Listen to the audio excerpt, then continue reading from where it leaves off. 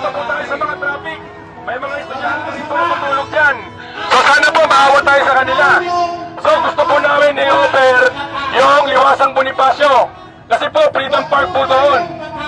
Yung po yun. Basta po sinabi po namin, nakikiusap po kami, pwede po kayong lumipat sa Liwasang Bonifacio.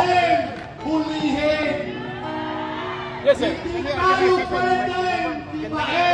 Sir, Lieutenant Colonel Pablo. Yes, sir. Mani Zapata, sir.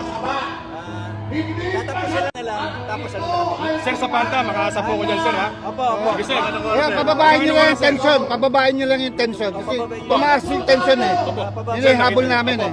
Ano oras, sir? Then siguro maximum yung 15 minutes. Ha? Sige, sir. Thank you po. Sir, thank you, sir. Zapata, sir. Salamat po, sir.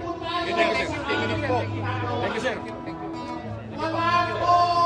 Pababain nyo lang yung tension. Pababain nyo lang yung tension para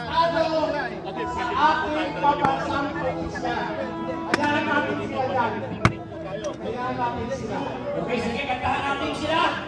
Eto, pakinggan ninyo. Sige ko man. hindi naman sa ano eh. Hindi sa Freedom Park. Cartilla po, hindi po. Oh, sa Freedom Park. Yung Liwasang Bonifacio po, pwede po pero doon. kumuha kami ng permit. Pinasukan kami ng kaliwa. So nakipag-usap Okay na po kami tayo doon. doon. Clear na po tayo doon. Okay. 15 minutes po. 15 minutes po. Maraming po salamat. Maraming po salamat. 20 minutes, huwag masyadong sikip. Salamat po. Wag po, may isog ha. Usap ko may isog. Thank you. 15 minutes po. Sir, hindi kami kalaban, sir. Magkakamahal tayo.